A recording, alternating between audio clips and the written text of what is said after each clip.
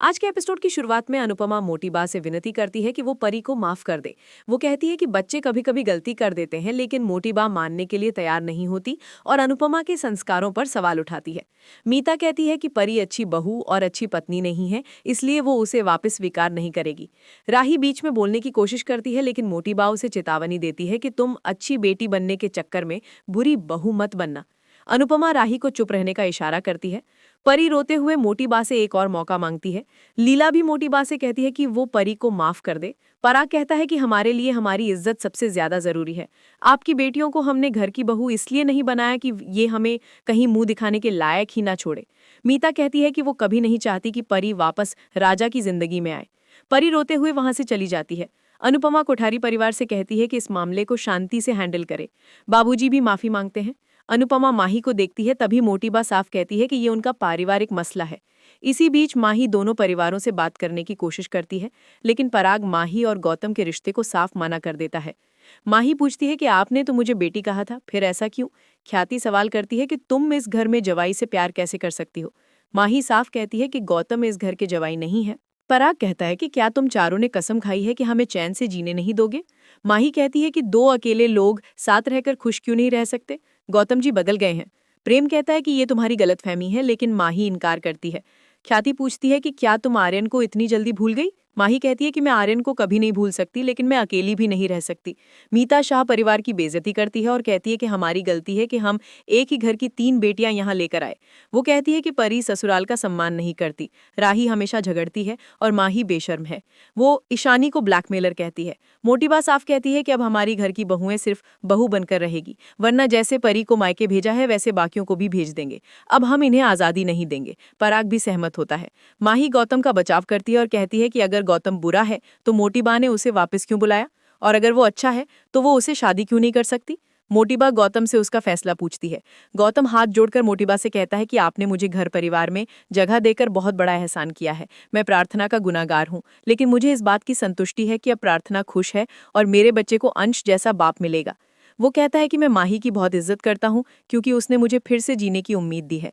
गौतम माही से पूछता है कि मेरे साथ जिंदगी बिताना बहुत बड़ा फैसला है, क्या तुमने ये फैसला सोच समझ कर किया है? माही कहती है कि प्यार सोच समझ कर नहीं किया जाता। मुझे आपसे प्यार हो गया है और मैं पूरी जिंदगी आपके साथ बिताना चाहती हूँ। ये सुनकर सभी हैरान हो जाते हैं।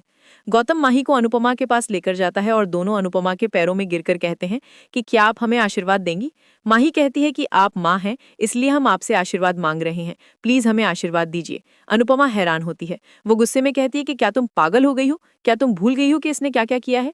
इसने अंश को पिटवाया था, अनु की रसोई को जलाया था, डांस फाइनल में मुझे कमरे में बंद कर दिया था। क्या तुम भूल गई?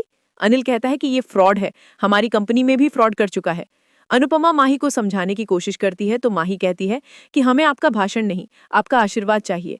अंश गुस्से में कहता है कि ये गौतम अच्छा आदमी नहीं है, मैं तुम्हें ये पागलपन नहीं करने दूंगा। माही कहती है कि तुम किस हक से मुझे रोकोगे? थोड़ी देर पहले तो तुमने मुझसे टीका लगाने से मना कर दिया था। दोनों में बहस हो जाती है। तभी पराग कहता है कि फिर से त्योहार बर्बाद हो गया।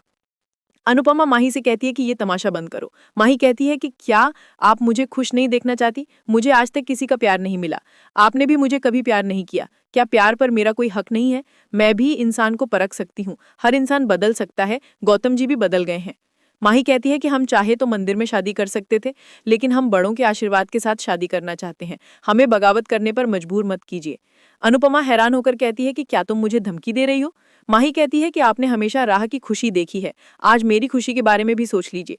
आपकी वजह से मैंने आर्यन को खो दिया, फिर भी मैं आपके सामने हाथ जोड़ रही हूँ। गौतम जी को दूसरा मौका क्यों नहीं मिल सकता? अनुपमा परेशान होती है। तभी माही कहती है कि कहीं ऐसा तो नहीं कि आप मुझे खुश नहीं देखना चाहती, आप मुझे विधवा की जिंदगी जीते हुए देखना चाहती हैं। अनुपमा उसे चुप रहने के लिए कहती है और गुस्से में कहती है कि तुम अपनी बात मनवाने के लिए कुछ भी मत बोलो। तुम्हें तुम्हारे मायके और ससुराल ने बहुत प्यार दिया है, इसलिए ये विक्टिम कार्ड मत खेलो। तभी माही नाटक करती है और कहती है कि ऐसे तो मुझे जीना ही नहीं है, मुझे मरना है। गौतम माही को संभालता है। तभी अनुपमा माही को पकड़कर गुस्से में कहती है कि ज्यादा नाटक किया तो मैं तुम्हें थप्पड़ मार दूंगी। अनुपमा कहती है कि तुम पर ससुराल वालों का ज्यादा हक है, मुझे ये रिश्ता मंजूर नहीं है, अब तुम्हें जो करना है वो करो। लीला अनुपमा को रोकती है। अनुपमा कहती है कि मैं सब समझ रही हूँ कि ये मुझे इमोशनल ब्लैकमेल करने की कोशिश कर रही है। वो माही से कहती है कि तुम अपने परिवार से पूछो, अब ये लोग जो भी फैसला करेंगे ये इनकी मर्जी होगी। अनुपमा गौतम को चेतावनी देती है कि अगर माही के साथ कुछ भी गलत किया तो मैं तुम्हें जान से मार दूंगी। गौतम हैरान होता है। अनुपमा माही से कहती है कि तुम कोठारी परिवार का आशीर्वाद लो, क्योंकि इनकी रजामंदी ज्यादा जरूरी है। माही और गौतम कोठारी परिवार के पास जाते हैं। अनुपमा मन ही मन पराग से अनुरोध करती है कि आप माही को रोक लीजिए। तभी मोटीबा कहती है कि हमें ये रिश्ता मंजूर है। ये सुनकर सभी चौंक जाते हैं। मोटीबा माही और गौतम की नजर उतारने लगती है और मन में सोचती है कि प्रेम का बिजनेस में ध्यान नहीं है और अंश को कुछ नहीं आता। हमारी कंपनी को सिर्फ गौतम जी संभाल सकते हैं।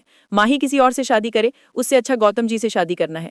मोटीबा कहती है कि हम चाहते हैं कि गौतम जी और माही की शादी जल्द से जल्द हो जाए। वो शर्त रखती है कि इस शादी में ईशानी और परी शामिल नहीं होगी। सभी हैरान होते हैं। बाबूजी कहते हैं कि हम चलते हैं, शादी की बात करनी हो तब हमें बता देना। माही और गौतम खुश होकर मोटीबा से आशीर्वाद लेते हैं। अनुपमा भगवान से कहती है कि मुझे हिम्मत दीजिए कि मैं अपनी बेटियों की जिंदगी में सब ठीक कर सकूं। तभी प्रेम को मैसेज आता है तो राही को शक होता है। पराग गौतम और माही को आशीर्वाद नहीं देता। अनुपमा सोचती है कि गौतम कभी नहीं सुधर सकता। तभी गौतम सोचता है कि आप सही सोच रही हैं, मैं कोठारी एम्पायर को इतनी आसानी से नहीं जाने दूंगा। अब माही का हिस्सा सीधा मेरे पास आएगा। मैं अब शाह और कोठारी परिवार से बदला लूंगा। वो पुरानी बातें याद करता है और मन में अनुपमा से कहता है कि अब तुम हाथ जोड़कर मुझसे अपनी बेटी की खुशियों की भीख मांगोगी। अनुपमा सोचती है कि अगर मेरी बेटी की आंखों में आंसू आया तो मैं तुम्हें खून के आंसू रुलाऊंगी। इसी के साथ एपिसोड खत्म हो जाता है। अगले एपिसोड में देखने को मिलेगा कि ईशानी के फोन पर वरुण की धमकी आती है। अनुपमा सोचती है कि अपने बच्चे के लिए माँ शिकारी का भी शिकार कर लेती है। वरुण शाह हाउस के सामने पोस्टर लगाने आता है। तभी अनुपमा उस पोस्टर को जला देती है। अनुपमा वरुण की धुलाई करती है। ईशानी बताती है कि ये वही लड़का है जो मुझे ब्लैकमेल कर रहा है। आज का एपिसोड आपको कैसा लगा हमें कमेंट करके जरूर बताएं। साथ ही ऐसे ही डेली अपडेट्स के लिए इस वीडियो को लाइक करें और हमारे